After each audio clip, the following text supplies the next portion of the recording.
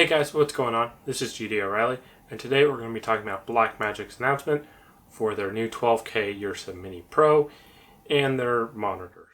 So it's 12K at 60 frames a second, and then it goes down to 8K and 4K, no crop on the sensor at 110, and then 4K if you crop into a Super 16, you end up with a 220. So it is a Super 35 sensor, a new design Blackmagic has made. A couple things, just like the rest of the URSA minis, it has built-in ND, a dual XLR with phantom power, redundant record slots, SDI out.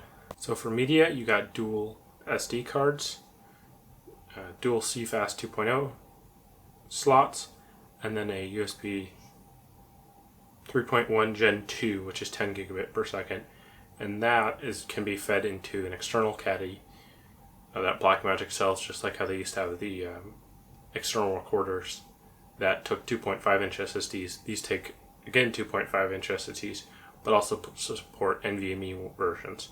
So I know Samsung has one. I can put the model up like there, and it comes in a 1 terabyte and a 2 terabyte variant roughly, and it was, I want to say, $250, I think $220, I think, for the 1 terabyte and $500 for the 2 terabyte, which for media price is a pretty good deal. It's a Samsung enterprise drive, so I expect it'll be great reliability. Now, an interesting thing on the CFast cards, you can run them in mirrored or split the data between the two cards. So it'll record alternating frames on cards. And then when you pull it in, part of the Blackmagic codec is you drop them in the same folder and then they get combined back together. Which means, I guess, if you shot at 60 and you lost one, you would get 30 frames a second out of it. It only shoots Blackmagic RAW from 5:1, 8:1, 12:1, and a new 18:1. And then the constant quality options. These things will chew through storage, but not as badly as they could had they been based on a less compressed algorithm. As for lens mount, you can get them in EF, PL, or Nikon F. So they've got your typical lens mount options. I believe also you can put a B4 for a broadcasting lens, which would be interesting, I guess. 14 stops of dynamic range, new color science, Gen 5, and that will eventually roll out to some of their other cameras. That's just going to be an option on the other ones, so you can switch between Gen 4 and Gen 5.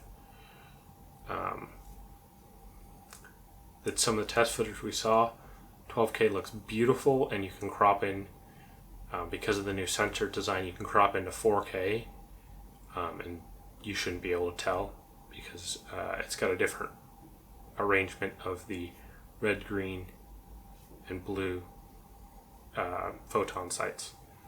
I'm happy to see Blackmagic design reuse the same body, so basically all the accessories should still work. A couple of the recording ones won't, because they've changed how they record the external media from using the SDI ports out to using the USB-C connection. And I'm super excited for this camera and to see what it brings. I know Linus Tech Tips and Linus Media Group, who owns that, and a couple other YouTube channels, has ordered 6 of them, and a bid that they may replace their Reds, because I believe they have 2 or 3 Reds, and there are 3 Canon C200s, so they may be replacing their entire set of cameras with just these, if they turn out good.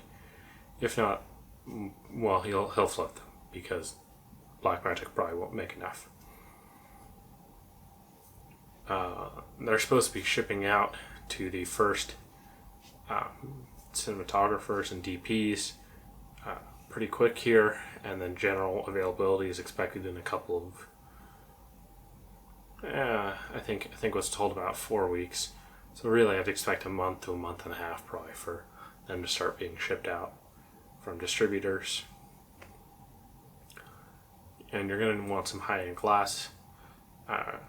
Blackmagic showed it with Zeiss lenses, which according to some tests done are probably the sharpest lenses you're going to be able to get. And given it's that 12K sensor, some lenses will struggle to get enough quality onto that sensor. So Blackmagic announced a couple of other things. I don't care about the converters or the adapters, but they did release new versions of their 5 and 7 inch monitor recorders. The 5 inch, okay, so I guess I'll start with what they changed on both. They changed from a HDR display to an LCD, but in my opinion, they didn't pick a very good one. They went with 300 nit brightness or 350 nit brightness, a pretty dim display, which on a $500 unit seems like a kind of a bad value. So the 5 inch starts at $500, and the 7 inch I want to say is $700, which for the 5 inch seems like a horrible deal given that Atmos is right there with their Ninja 5 for, I think it's $550 or $600. So I think smack dab in the middle, and that's got a super bright screen. 5 inch also loses out on stuff like no XLR end. The 7 inch has dual mini XLR end. And no Blackmagic RAW recordings. Interesting thing Blackmagic did. Blackmagic only put one SD card slot on the 5 inch, so you don't get mirrored recordings. They use the same scopes and all that. So basically what Blackmagic did is they pulled out hardware to reduce cost. So they're not 12 gigabit per second, they're 3 gigabit per second, which is fine for HD. But I don't think either one of them is going to be a very good seller. You've got arguably a pretty poor brightness screen. All good codecs because it does ProRes and DNX. You've got the Ninja 5 right there that records to SSDs instead of SD cards, which is typically a better value proposition given you can buy high enough speed 1 terabyte SSDs for say 120, something like that, versus SD cards, which you for looking for a probably need a V60 or V90. Those don't come cheap, especially in big capacities.